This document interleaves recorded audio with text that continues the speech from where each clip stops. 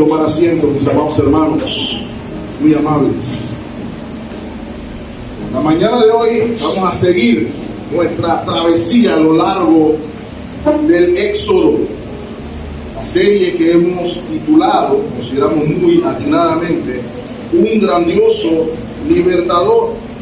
Porque sea lo que sea que leamos en este libro, el énfasis, el punto que debemos reconocer es que Dios salva, Dios liberta a su pueblo cautivo. El pueblo de Dios, en el contexto en el que estamos, se encuentra bajo la opresión del lacayo de Satanás, que en este caso lleva por título Faraón, quien con todas sus fuerzas procura el incumplimiento de la promesa de Dios tanto a Adán como a Abraham de una descendencia especial.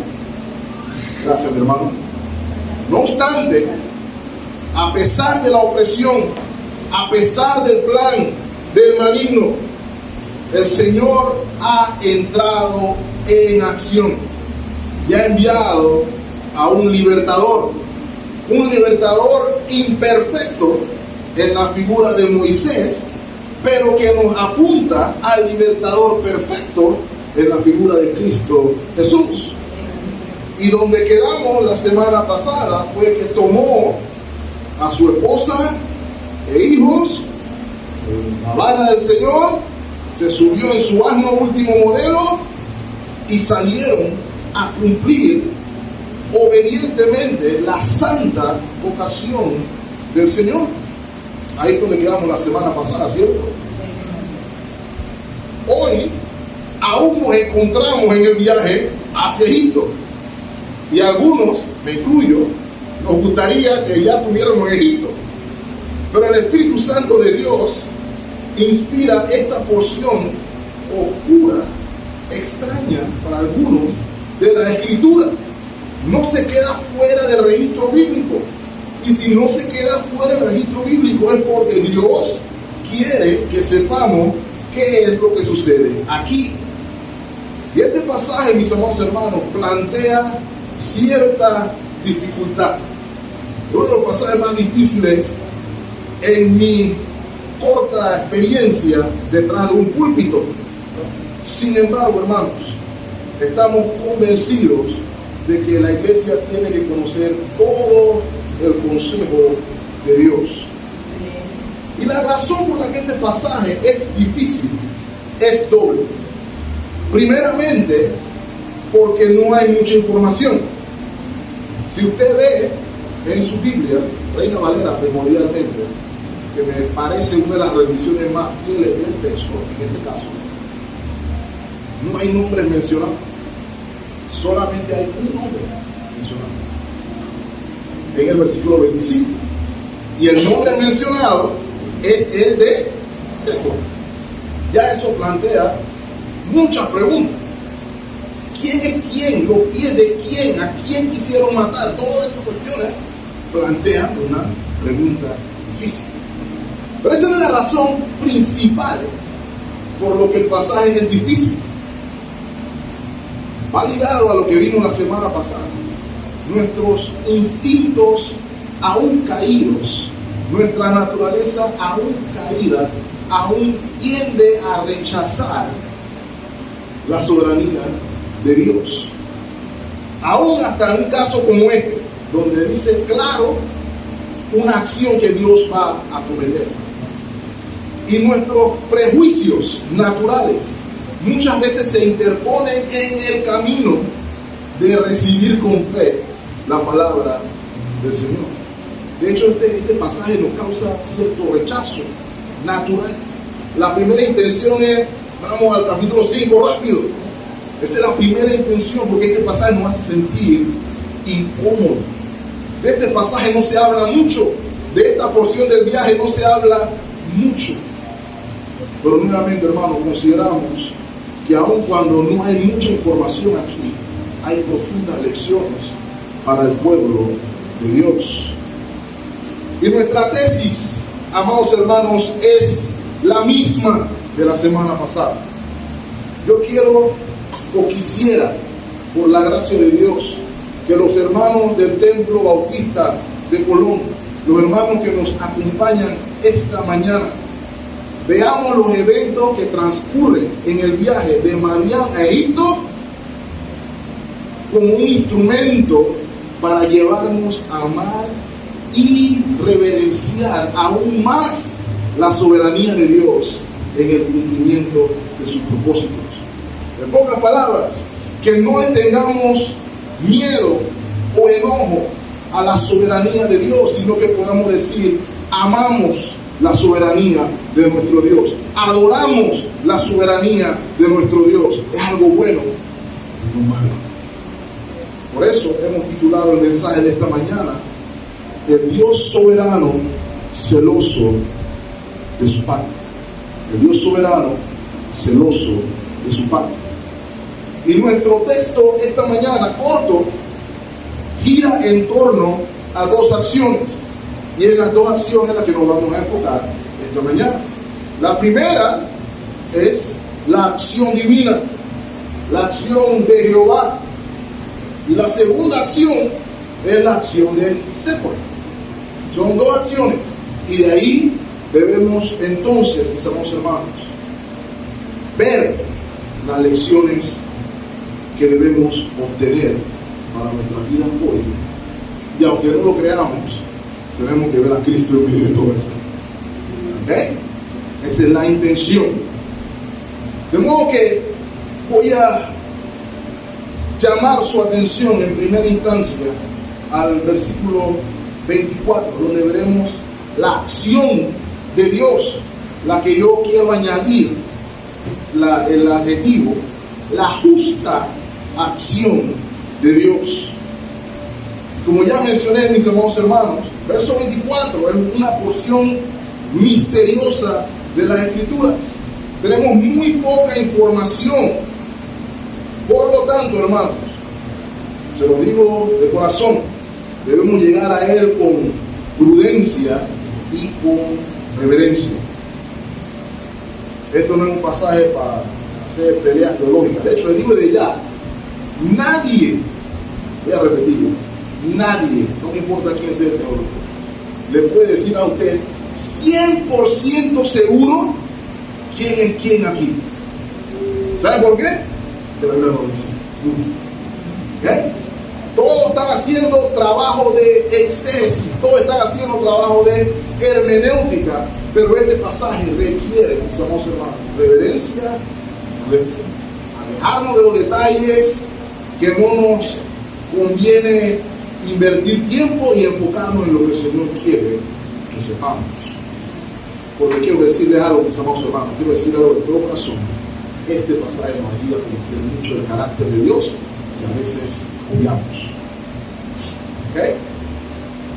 ¿A qué me refiero con eso? Quiero que recordemos algo, mis amados hermanos. Nuestro contexto hasta ahora en este pasaje es de revelación. Este es un pasaje revelador.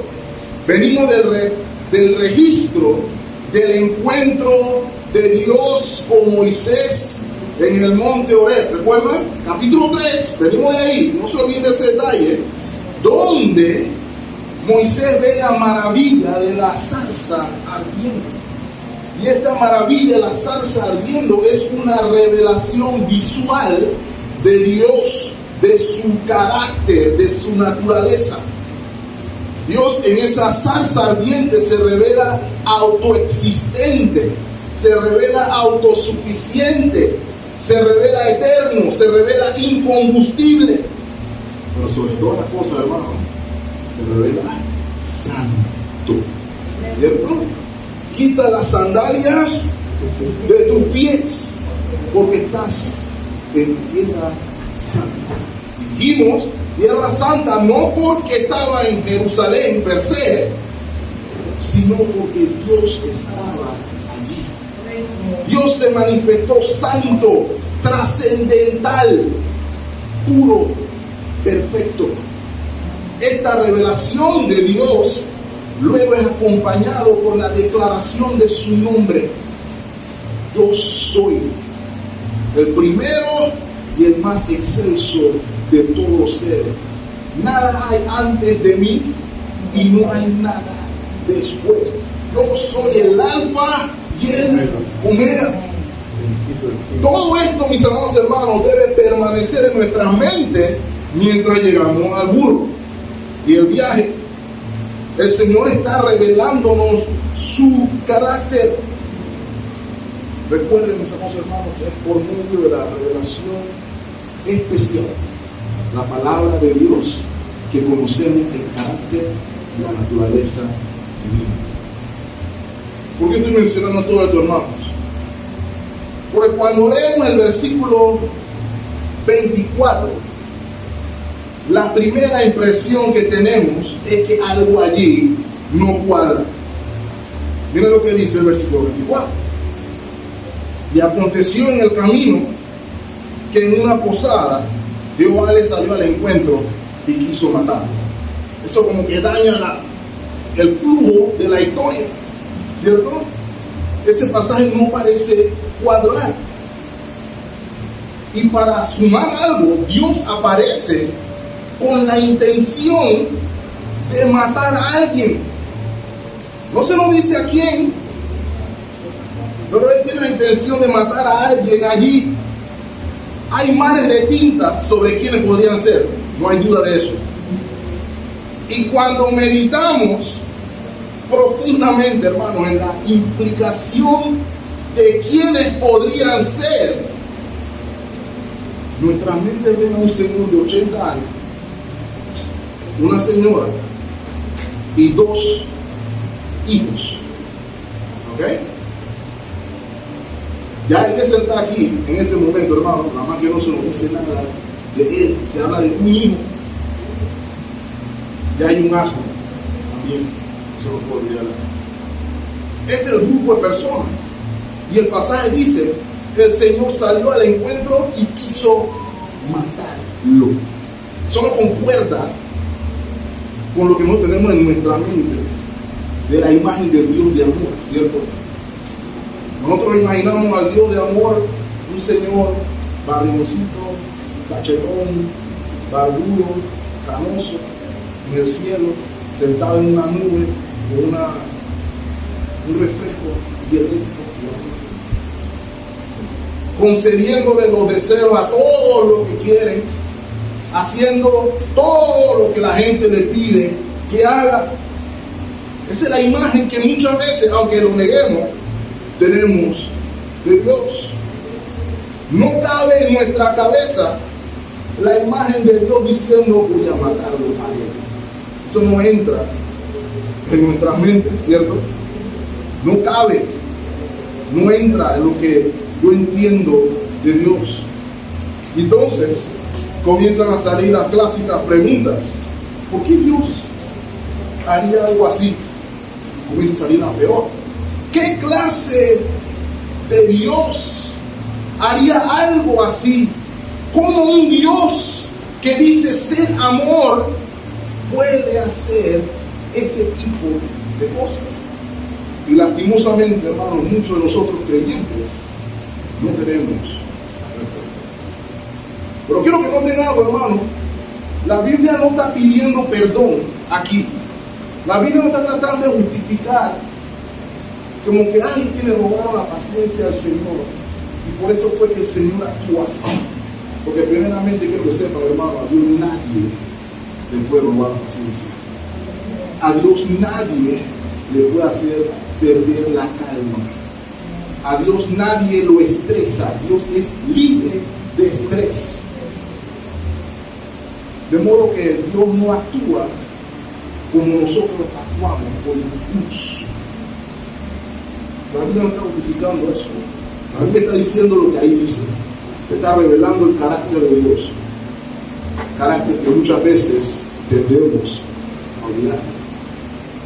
De modo, hermanos, que antes de yo hablarles de la acción per se, a quién quisieron matar y por qué, yo quiero, hermanos, que recordemos quién es el que salió al encuentro del que salió al encuentro?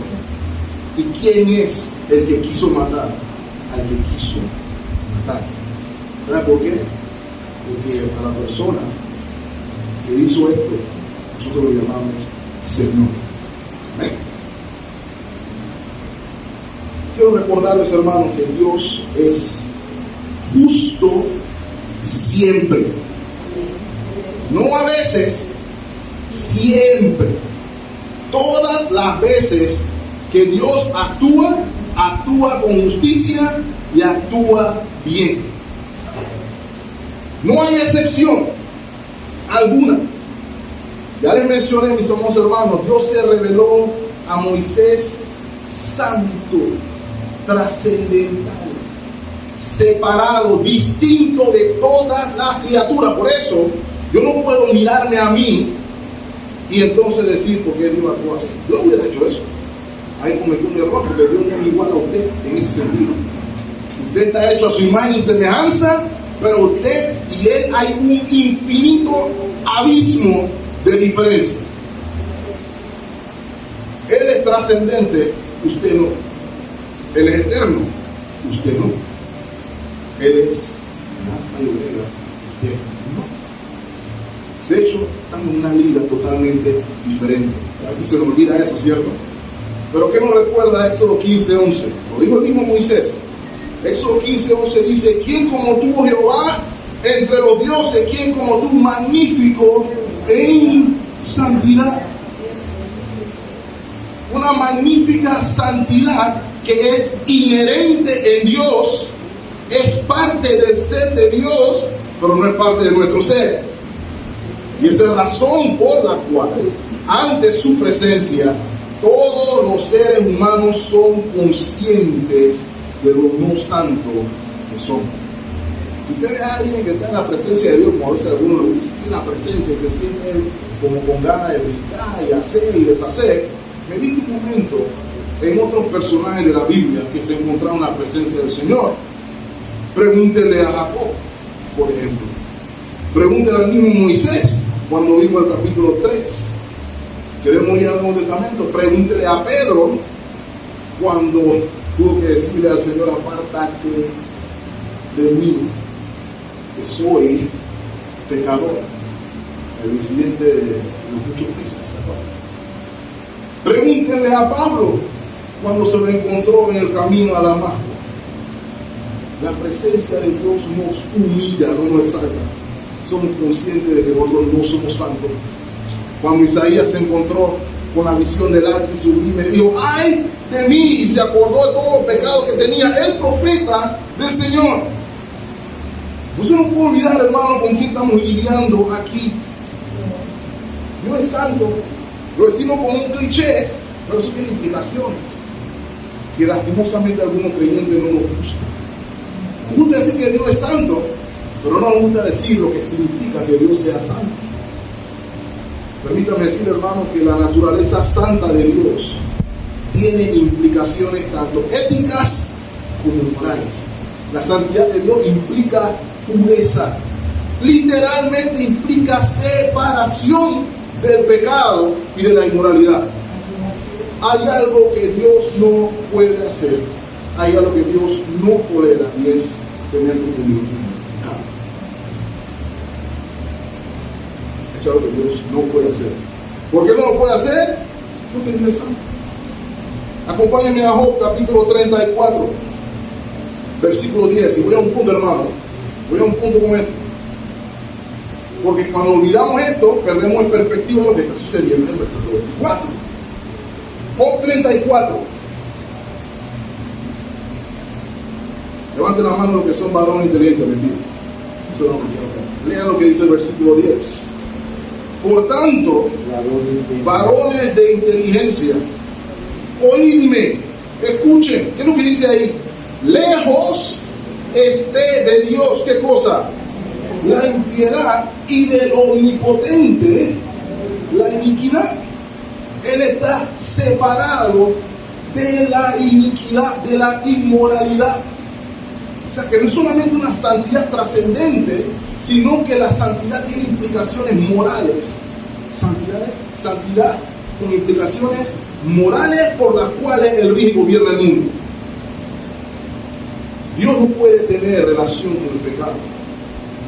Su santidad, mis amados hermanos, la vemos reflejada en su ley. No estrictamente reducida a los 10 mandamientos, sino a todo lo que Dios ha mandado y manda en su palabra. Miren lo que dice, por ejemplo, Proverbios 35. Léanlo conmigo. Proverbios 35. Algunas palabras de Dios son limpias. ¿Es lo que dice su versión? ¿Lo ven ahí? Toda palabra de Dios es limpia, santa, pura, es lo que está tratando de decir en el término limpio. Él es escudo a los que en Él esperan, confiando en su palabra. Y mis amados hermanos, íntimamente ligado a la santidad de Dios está el tema de la justicia de Dios. Como Dios es el ser más santo y excelso que nadie, Dios es la referencia de que es justo y que es bueno. Solamente Dios define qué es bueno y qué es malo. Pero todos tenemos derecho a una opinión, no con Dios. ¿Están escuchando lo que estoy diciendo, hermano? Usted no es factor referencial para la opinión de Dios. La opinión de Dios no está en debate con nadie. La opinión del pastor, todo el mundo la puede debatir. Todo el mundo. ¿Ok? Mi opinión, todo el mundo la puede contradecir. Pero yo no. Por eso, hermano, de paso, mi intención no es aquí pararme a dar mi opinión de nada. Precisamente por eso. Porque mi opinión es irrelevante.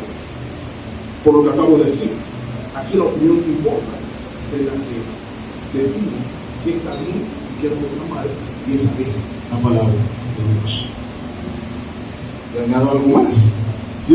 Dios es la referencia no solamente para el creyente, sino para todo el mundo. ¿Saben por qué? Porque de Jehová es la tierra, su pueblo, el mundo y los que en él habitan. Ateo, agnóstico, lo que usted quiera, su vida le pertenece a Él. Usted respira porque Él quiere. Todo el mundo se siente autosuficiente y todo el mundo es ateo hasta que está en el salón del hospital, en la máquina. No es ateo. No quiere contribuir. ¿Sabe por qué? Porque se dio cuenta que no es autosuficiente. Todo el mundo es ateo a ese momento. Solamente Él es la referencia. De modo que ni el presidente, ni los diputados, ni usted, ni yo definimos qué es bueno. Dios lo define. ¿Qué quiero decir con esto? Los cristianos celebramos y celebramos bien que la Corte Suprema fallara a favor, en contra, mejor dicho, de la figura del matrimonio igualitario. Y todos los cristianos estamos celebrando injustamente. No obstante, aun cuando el gobierno hubiera dicho, o los magistrados hubieran dicho también, seguía siendo malo. ¿Ok?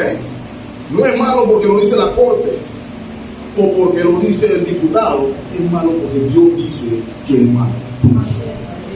¿Ok? No se me olvide, Él es la referencia. Él es el que define lo que es justo y lo que no. Y esa justicia se ve, mis amados hermanos, cuando el Señor le da a cada ser humano el trato que se merece. Nunca, nunca el trato que no se merece. Eso es importante para el pasaje que vamos a ver aquí. ¿Okay? Dios nunca actúa injustamente. Usted y yo sí. Y como usted y yo sí, decimos que Dios también puede actuar injustamente. Pero eso es una comparación errada. ¿Okay? Mira lo que dice el Salmo 119, 137. Por ahí la mitad de su libro. Salmo 119, versículo 137. Mira lo que dice el salmista. Justo eres tú, ¿quién? Oh Jehová, y rectos son tus juicios. ¿Okay? Todo esto va a un punto, mis amados hermanos, para ayudarnos a comprender el pasaje que estamos leyendo.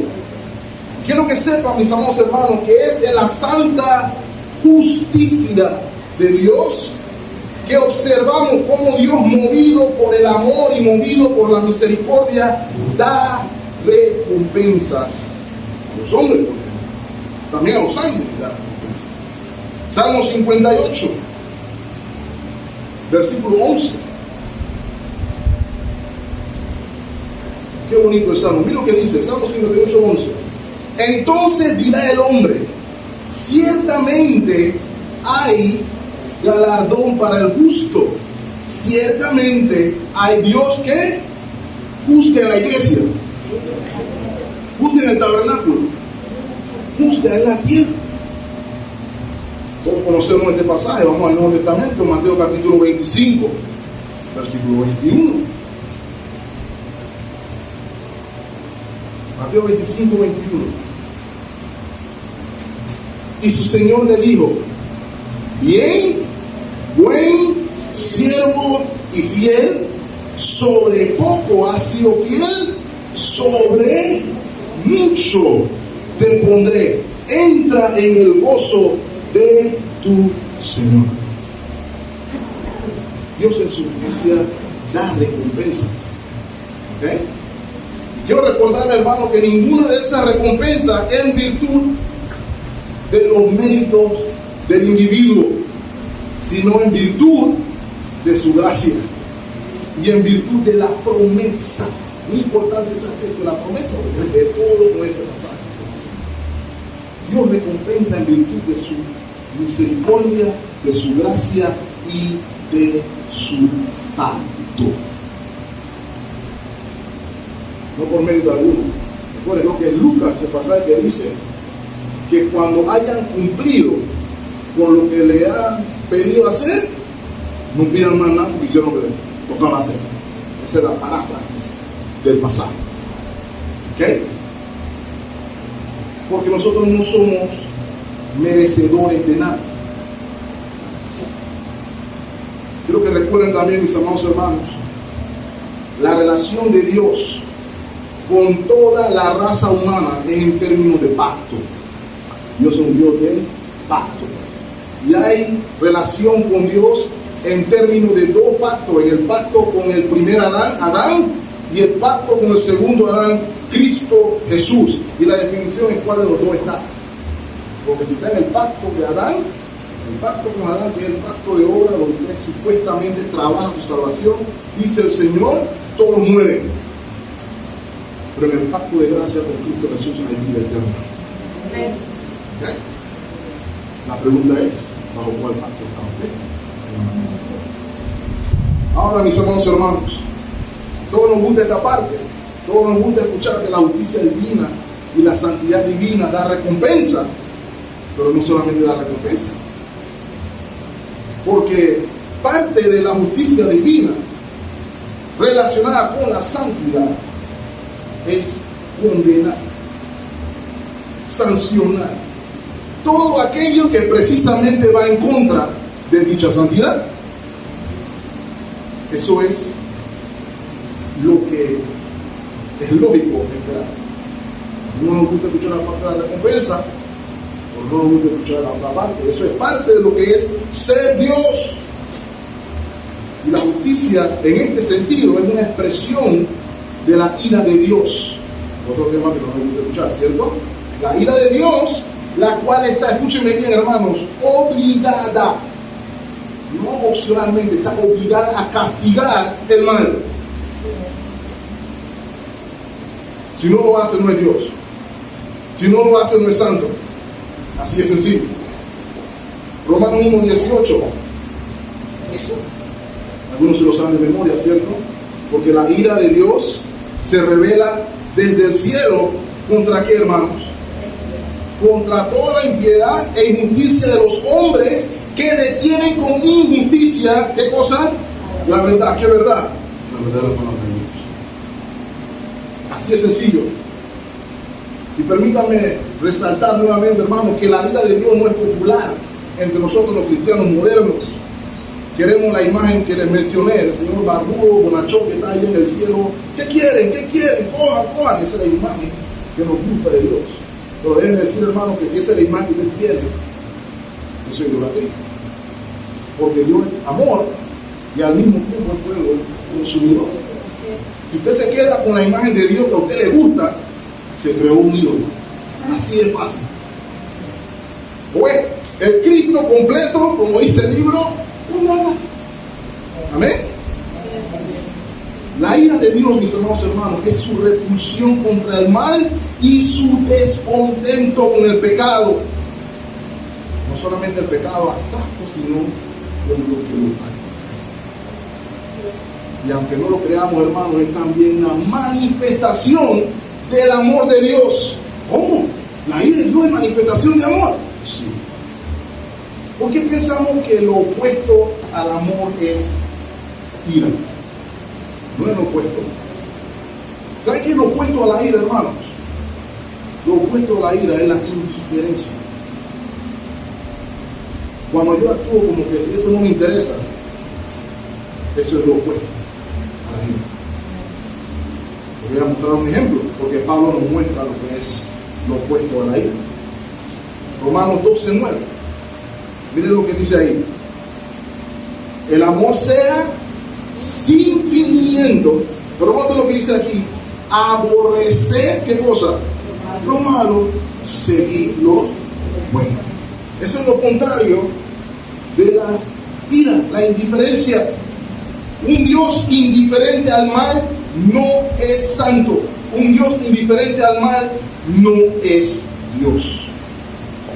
Todo esto demuestra, hermanos, todo este tiempo me lo he tomado para explicar que Dios siempre que obra, siempre lo hace con justicia, siempre que obra lo hace bien. Su bondad es santa, su misericordia es santa, su ira es santa y su justicia es santa. ¿Sabes cuál es el problema? Que nosotros comparamos la ira de Dios Manuel con la misma. Dios está a otro nivel, mis hermanos. No nos atrevamos a cuestionar la motivación de Dios. Eso lo hacen creyentes y sobre todo lo hacen incrédulos.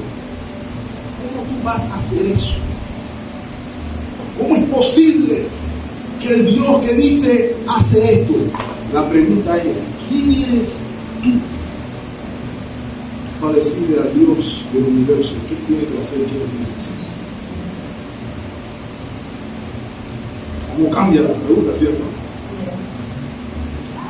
Habiendo aclarado eso, hermanos, veamos entonces cuál es el objeto de la acción del Señor. Teniendo esta perspectiva clara, podemos entonces meditar quiénes son los que están recibiendo la justa acción del Señor. ¿A quiénes salió al encuentro del Señor? ¿A quién quiso matar el Señor? Recuerden, hermanos, nuestros héroes salieron en un burro con la misión de liberar a los hebreos de la opresión egipcia. Este evento se da en una posada, un lugar donde los migrantes podían hacer una pausa, alimentar al asno, descansar y dormir. Todo estaba normal hasta que pasó lo que pasó. Y el texto bíblico no dice a quién le salió, hermanos. No dice nombre, como ya les mencioné. Algunas versiones más modernas, en el versículo 25 ponen el nombre de Moisés. ¿Ok? ¿Saben por qué? Porque la mayoría de los teólogos y traductores consideran que fue Moisés al que le salió el Señor al encuentro. Hay otro grupo minoritario que considera que pudo haber sido el hijo mayor de Moisés, el Son. ¿Saben qué, hermanos? Cualquiera de los dos pudo haber sido Moisés o Gersón.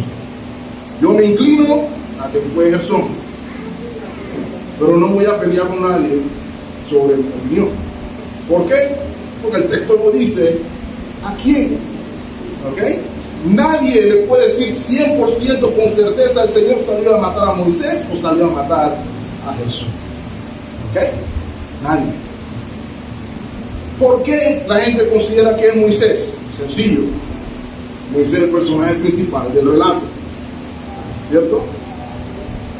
El primero que pensarían es salir a matar a Moisés. Porque también, intuitivamente, nadie pensaría que el Señor va a salir a matar a un bebé. ¿Cierto? Así que yo prefiero decir salir a matar a Moisés. La otra causa también es que el versículo 25 y versículo 26 Séfora utiliza una frase: esposo de sangre. Y como dice esposo de sangre y el esposo es Moisés, tiene que ser Moisés. Puede ser, pero también es probable o sustentable que pueda ser Gersón. ¿Por qué? Primero, el Señor tuvo varias ocasiones para matar a Moisés. De hecho, cuando leímos el capítulo 3 y el capítulo 4 al inicio, el texto nos dice: el Señor se enojó con Moisés y lo mató.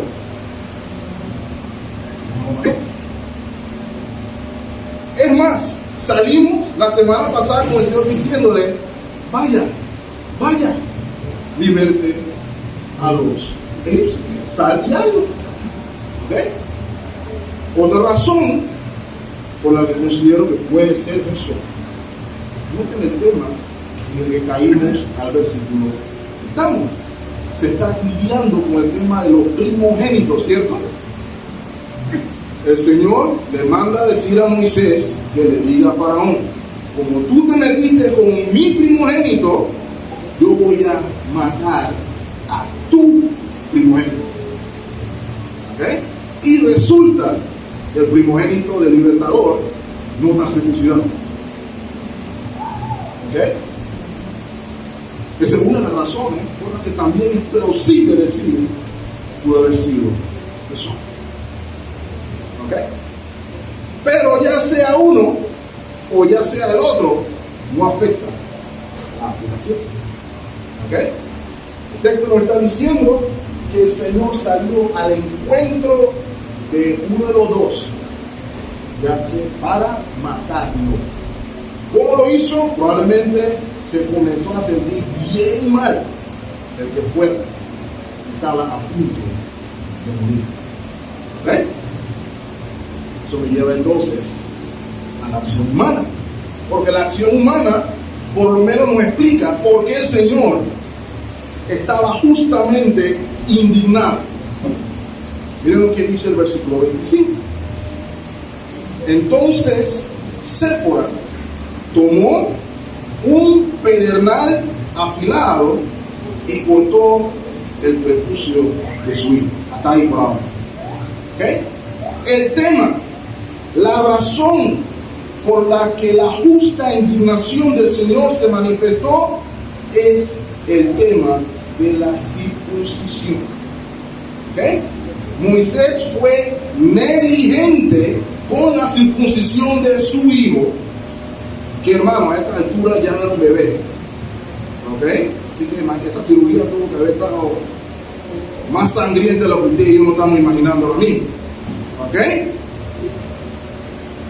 Recuerden, Moisés ya tenía 80 años. Este evento fue un poquito más sangriento de lo que nosotros pensamos. Tendemos a pensar que hay un bebé ahí chiquitito y se fue ahí. No fue así. ¿Ok? Ahora, hermanos, quiero que noten, el viaje sin duda era necesario a Egipto, pero algo había que resolver primero. Y salen las preguntas, salen más preguntas, ¿cierto? ¿Por qué el hijo de Moisés no estaba circuncidado? ¿Saben cuál es la respuesta? No sabemos. La Biblia no dice por qué no estaba circuncidado. Pero hay un consenso en el que estoy de acuerdo. Es probable que Moisés, estando en Madián, bajo otras costumbres que probablemente no eran agradables para la esposa o el suegro, decidió abstenerse de obedecer a Dios. A mi esposa no le va a gustar, así que van aquí. Esa es una de las explicaciones plausibles. ¿Ok?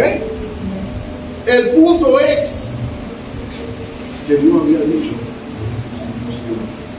Y Moisés dijo, no. ¿Ok? Ese es el punto. Esta es la última lección, mis amados hermanos, en preparación para el profeta. Lo vemos en este difícil evento, porque no, hermanos, si él iba a hablar por Dios, si él iba a ser fiel a su vocación de profeta de Dios, esa fidelidad se debía manifestar en todas las áreas de su vida, específicamente la de su casa, en el hogar, la que nadie ve. Eso es como el día que le voy a decir, esto es lo que tiene que hacer, pues yo no lo hago. ¿Ok? Aquí es donde se iba a ver precisamente eso. ¿De dónde sale? Acompáñenme a Génesis capítulo 17. Esto lo vimos hace unos años, hermano, pero aquí es importante que lo volvamos a ver. Génesis 17, versículo 10. Este es mi pacto que guardaréis entre mí, ¿cierto? Y vosotros, y tu descendencia después de ti. Dice el versículo 10. Será circuncidado algunos varones entre vosotros. Todo varón de entre vosotros. Circuncidaréis pues la carne de vuestra prepucio, y será por señal del pacto entre mí y vosotros. Versículo antes, versículo 12. Y de edad de 8 días será circuncidado todo varón entre vosotros por vuestras generaciones, el nacido en casa y el comprado por dinero a cualquier extranjero que no fuere de tu linaje. Note eso, hermano. Versículo 13, debe ser circuncidado el nacido en tu casa y el comprado por tu dinero, y estará mi pacto entre vuestra carne, estará mi pacto en vuestra carne por pacto perpetuo. Y el varón incircunciso, el que no hubiere circuncidado la carne de su prepucio, aquella persona será cortada de su pueblo, han violado mi pacto. ¿Ok? No hay nada que añadir ahí, ¿cierto? Eso fue la palabra del Señor a un señor de 100 años llamado Abraham, cientos de años antes. ¿Ok? Algunas personas consideran que el problema era que Moisés no estaba circuncidado. Eso es poco probable, hermano, porque recuerden lo mismo. Moisés fue criado en su casa antes de ir a Egipto. Así que es muy probable, casi 100% seguro que Moisés hubiera circuncidado. El problema no era Moisés, el problema era su descendencia. ¿Ok? Ahora, alguien dirá, ¿todo este show por una cirugía menor? ¿No está siendo Dios exagerado con actuar así? ¿Ir a matar a alguien porque no se circuncidó? Probablemente, esos son los mismos que dicen respecto al relato de Génesis 3, todo eso por una manzana. El problema, hermanos, no es ni la cirugía ni la manzana per se, sino lo que representan la cirugía y la manzana per se.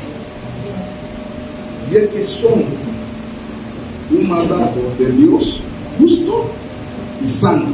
Lo primero. Y dos, tienen un significado, ¿cierto? La circuncisión era señal del pacto con Dios. La circuncisión era señal de una relación especial con Dios. Señal que certifica que eras parte del pueblo de Dios. Señal que decía o te daba tu cédula como israelita. Les digo más, hermano, esa circuncisión era el símbolo de que eras objeto del amor y de la misericordia del Dios justo, y por ende estabas libre del juicio y la muerte en manos del mismo Dios justo. ¿Saben qué, hermano? Moisés estaba tratando a su Dios como si no fuera parte del pueblo de Dios. Moisés estaba haciendo lo mismo que Faraón. Estaba actuando como un egipcio o como un madianita, como usted prefiere. Porque sabiendo lo que Dios dice y lo que significa, él decidió privar a su hijo de eso. ¿Sabe cuál es esa aplicación que le puedo decir, hermano? Con todo el amor. Eso es igual como nosotros hoy decimos que somos creyentes y en nuestra casa decimos que somos como santos y estamos tranquilos dejando que nuestros hijos vivan como inconversos. No tenemos ningún problema, decimos que lo mío está bien, ya tendrá su momento para decidir. ¿Saben qué te está diciendo? Que el amor de Dios que usted experimentó no es suficientemente bueno para su hijo. Así de sencillo. Eso que está haciendo Moisés aquí. Una razón, denme una razón por la cual usted no quisiera que su hijo fuera parte del pueblo de Dios. Una. ¿Por qué es bueno para usted y no para su hijo? ¿Por qué es bueno para mí y no para mi familia? Eso es inconsistente. La acción de Moisés aquí destaca una inconsistencia. Ahora, hermanos, la circuncisión era una marca, una señal externa, pero una señal que apunta a una realidad interna. Quiero que lo olviden. Por ejemplo, vaya conmigo a Deuteronomio capítulo 10. Deuteronomio capítulo 10, versículo 16. Este es el Señor en el desierto hablándole a su pueblo. Circuncidad pues, ¿qué cosa? El prepucio de vuestro corazón y no endurezcáis más vuestra cerviz. Y aquí se está hablando, hermano, de una necesidad de cambio de un corazón, la necesidad de cambiar nuestra actitud. Todos estaban circuncidados, hermano, físicamente, pero en el corazón no. Eran de pueblo de dura cerviz. Razón por la que Moisés quiso renunciar varias veces y hasta quiso morir. Porque era un pueblo de dura cerviz, aún no estaba todo el mundo circuncidado. Miren lo que dice Jeremías 4:4. Jeremías 4:4. Circuncidaos a Jehová. Esa es la actitud. Circuncidaos a Jehová y quitar, ¿qué cosa? El prepucio de vuestro corazón. ¿Quiénes? Varones de Judá. ¿Lo ven? Toda esa gente estaba circuncidada. Varones de Judá y moradores de Jerusalén. ¿Por qué? Miren lo que dice la segunda parte del versículo. No sea que salga mi amor. ¿Eso es lo que dice ahí? No sea que salga mi vida como agua y se encienda y no haya quien la apague. ¿Por qué? Palabra del Señor. Deuteronomio 30, vamos atrás, versículo 6. Voy a un punto con esto, mis amados hermanos. Deuteronomio 30, versículo 6. Hay una obra que tiene que hacer Dios. ¿Y circuncidará quién? Jehová Dios tu corazón. ¿Y el corazón de quién? De tu descendencia. ¿Para qué? Para que ames a Jehová tu Dios con todo tu corazón y con toda tu alma, a fin de que, ¿sabes cuál es el principio aquí? Circuncidado vives, no circuncidado mueres. Estoy hablando ahora que todos los varones se tienen que ir a circuncidar ahora. No. Estoy diciendo que todas las mujeres están libres de esta expresión. No. Porque lo que vemos aquí es que la señal es externa, pero la esencia es ¿dónde? En el corazón. ¿Ok? Eso es lo importante del pacto. La señal de que eras parte del pueblo de Dios era la circuncisión. Y la señal de que estabas en una relación amorosa y bendita con Dios era la circuncisión. Hoy ya no estamos en el viejo pacto, ¿cierto? Ahora estamos en el nuevo pacto. En el nuevo pacto, la señal, el bautismo. Un texto más aquí. Colosenses capítulo 2. Colosenses 2, versículo 11. Estoy hablando de Cristo, dice el apóstol Pablo. En Él también fuisteis, ¿qué cosa?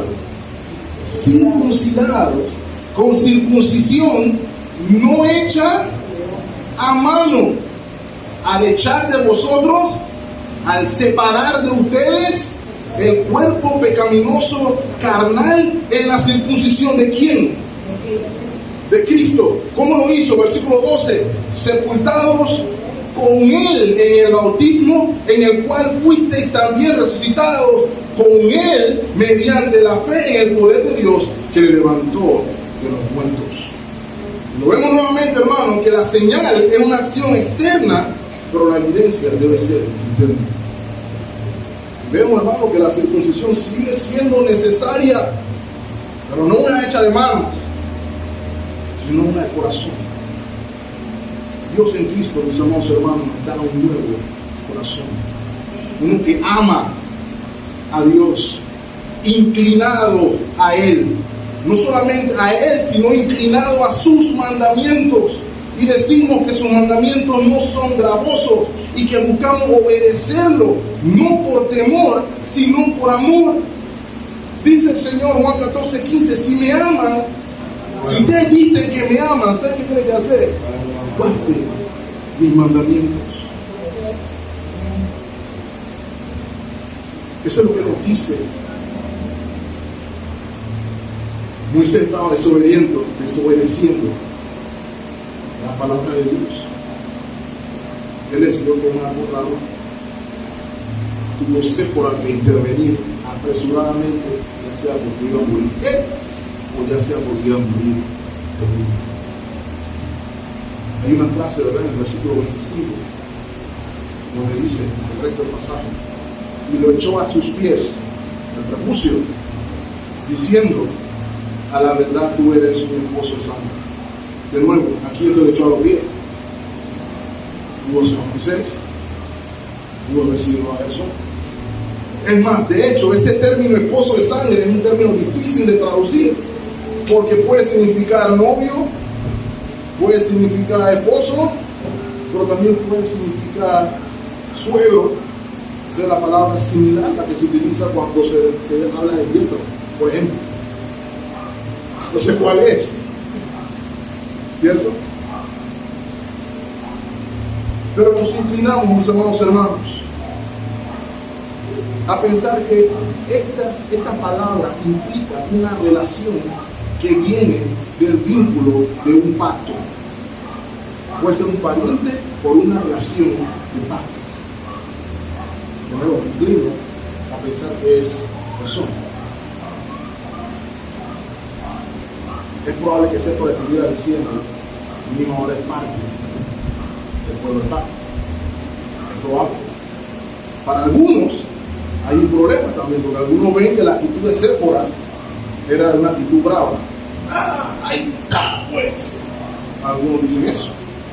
Otros dicen que es una palabra de fe. Yo me inclino a pensar que es una palabra de fe. Pero el texto no lo dice. Ese es el punto, mis amados hermanos. Yo considero aquí que esta es una madre contenta que su hijo está bien y es parte del pacto. ¿Okay? Ahora, hermanos, y entonces, ¿cuál es la moraleja de toda esta historia? Porque el hermano Luis hizo pausa aquí para contarnos esta historia, que duró 3 versículos y lo hizo casi en 1 hora. Eran 3 versículos. ¿Por qué? Vayamos a la aplicación.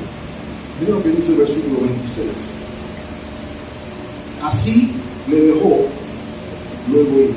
O sea que después que cortaron el asunto, ya no estaban matando a nadie. Así mismo como comenzó, así mismo se acabó. Y se volvió a repetir la frase, esposo de sangre, a causa de la circuncisión. Ahora, hermanos, así como vemos que en este texto hay mucho que no sabemos con certeza.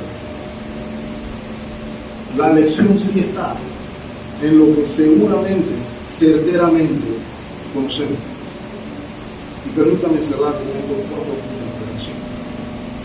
Número 1, el pecado nos expone a la ira de Dios. Lo voy a repetir con una añadidura. El pecado siempre nos expone a la ira de Dios. Dios no deja de ser santo ni justo por usted y por mí. ¿Me está escuchando lo que estoy diciendo, hermano? Dios no dice, para poder parquear con mis hijos acá tengo que hacerme menos santo. Voy a reducir mis estándares de santidad para tener comunión con usted. Eso no es lo que Dios hace.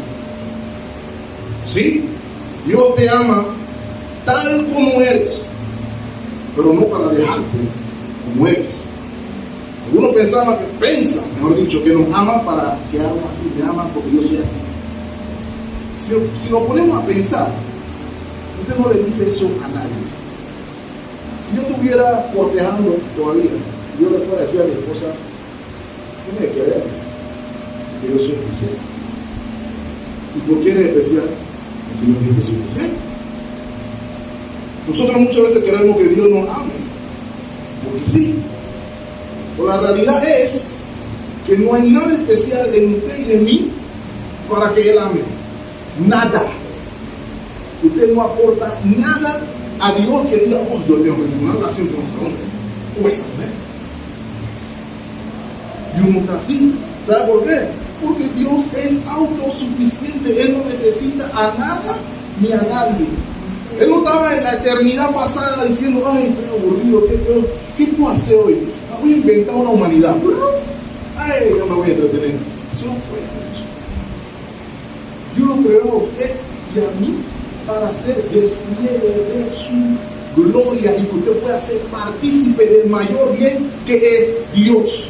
Él no lo necesita a usted lo necesita a Él.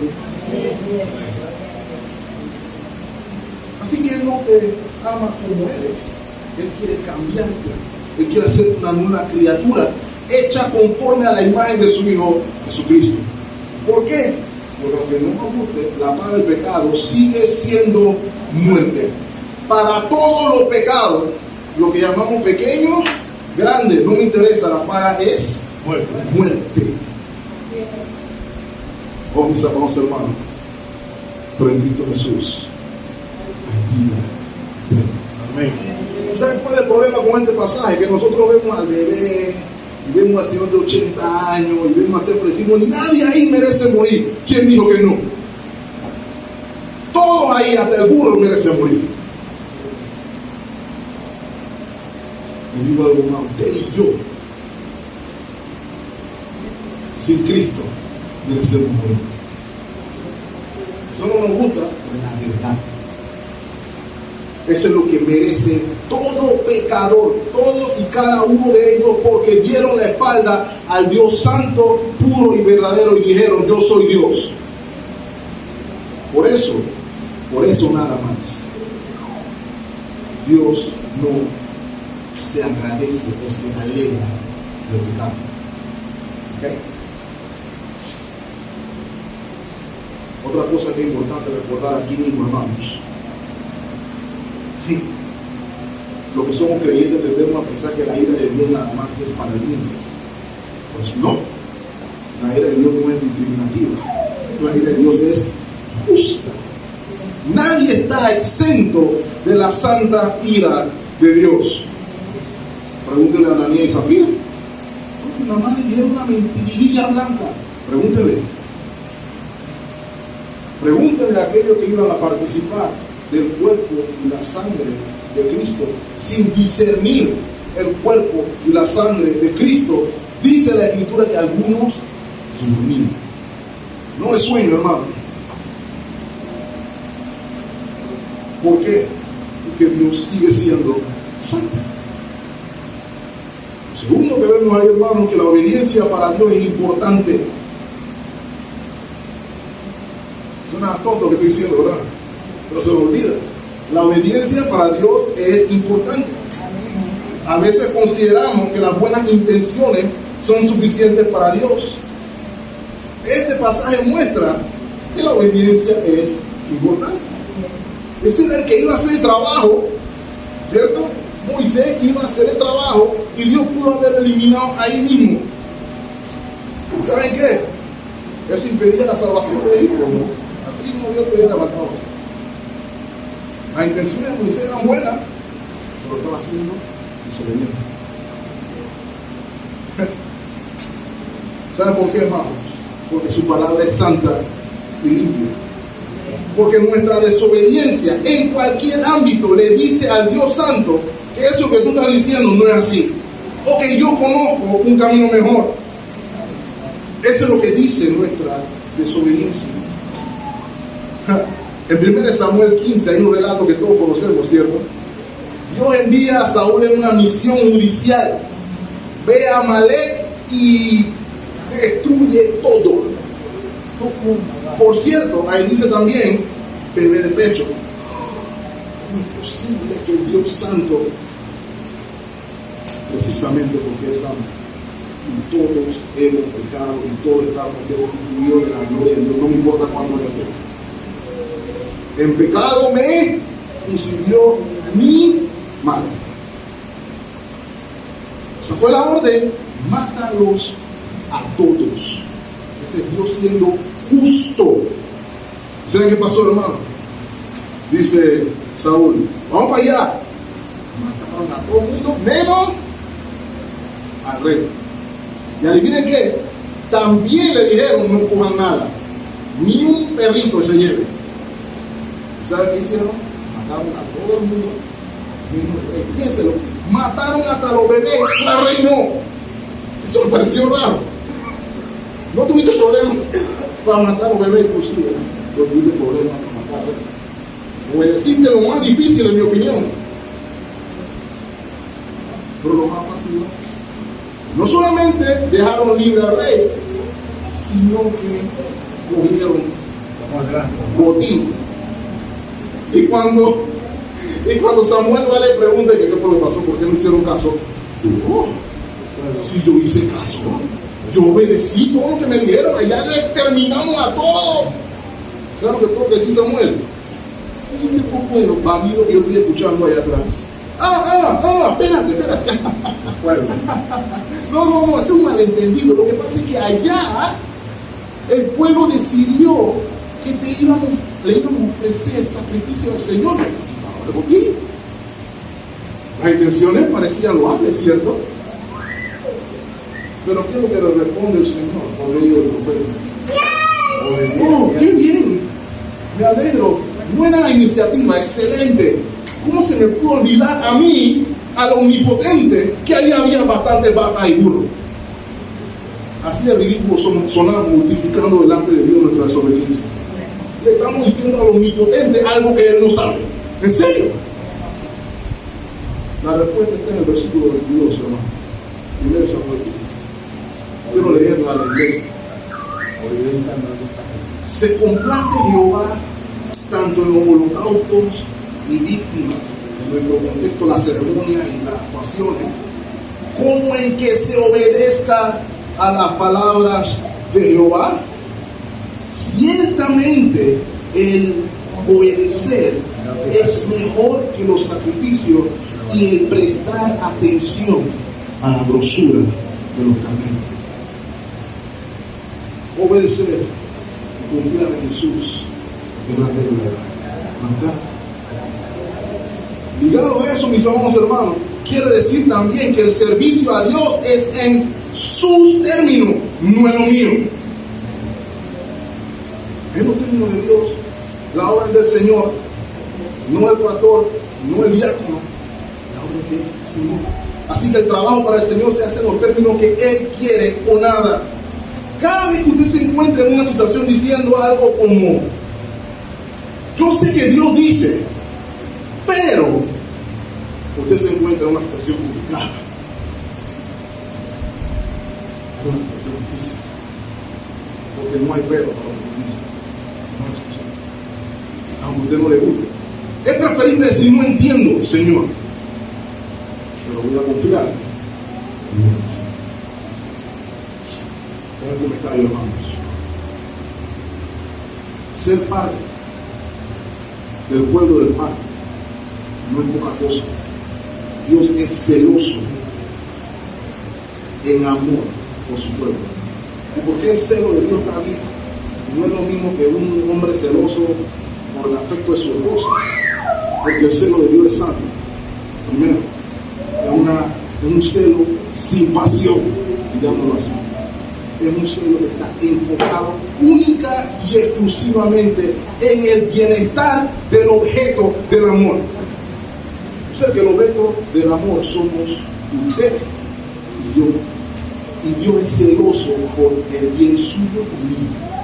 Leímos esta mañana, Dios no quiere que nadie se meta con lo suyo. Y los que se meten con Él tendrán que rendir justamente delante de Él. Pero eso requirió algo, hermano.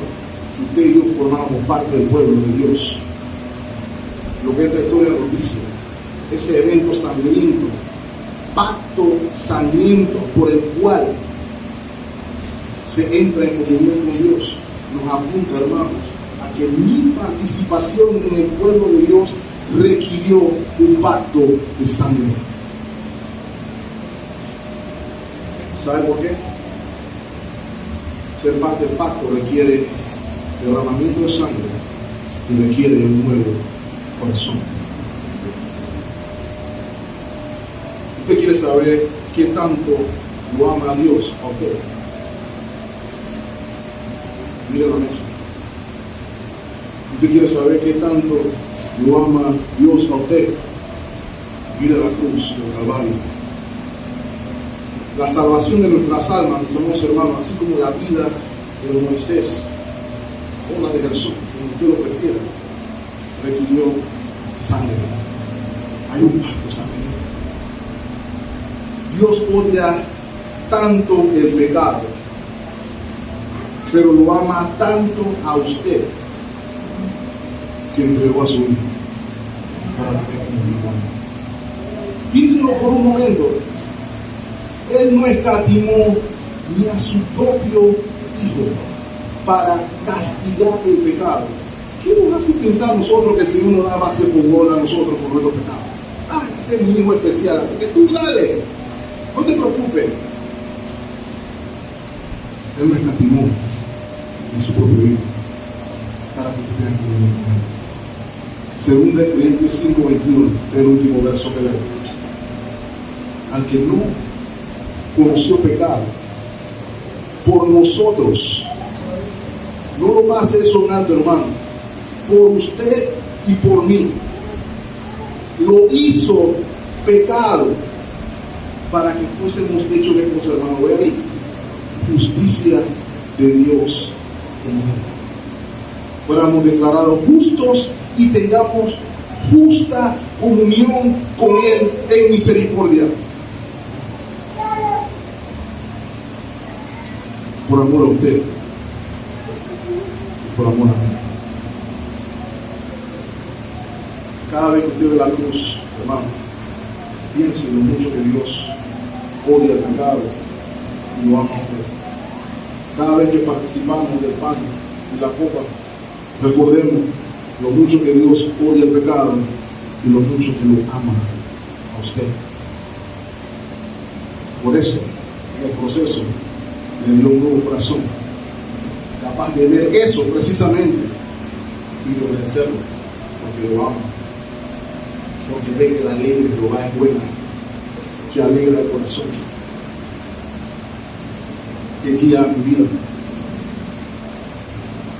Todo eso es obra del amor de Dios. El celo de Dios por su pueblo lo hace poder decir: ya no vivo yo, mas Cristo vive en mí. Soy nueva criatura, las cosas viejas pasaron. Estaba muerto, ahora estoy vivo para la gloria de Dios. así lo ama Dios.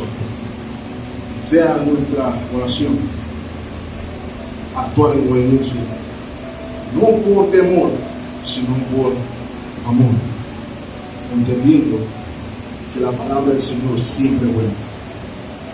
No hay excepción. Siempre es buena. Señor, bendiga ricamente. Estamos orando. Demos orando. Amado Señor, gracias por tu palabra. Gracias por mostrarnos la magnitud de tu amor por mí, por mis hermanos. Tú nos amaste de tal manera que aún estando muertos en nuestros delitos y pecados, aún dándote la espalda, tú enviaste a tu Hijo a morir en la cruz por nosotros. De modo que tú te mantuviste siendo quien castiga el pecado, pero quien justifica al impío. Gracias, Señor, por ese amor tan profundo. Ayúdanos, te rogamos, a verte y tu relación con nosotros de la misma manera. Que tengamos esa misma pasión por tu palabra, esa misma pasión por tu causa. Y que nuestras vidas sean instrumentos para tu gloria en nuestra oración. Que podamos deponer nuestros intereses, que podamos ver hacia adelante la verdad que está solamente en Jesús. La mirada puesta en el galardón, en nuestra oración. Ayúdanos a darle valor a lo que realmente importa, y que entendamos en tu palabra, tenemos todo lo que necesitamos. En nuestra oración, en Cristo Jesús lo pedimos. Amén. Dios le bendiga ricamente, mis amados hermanos.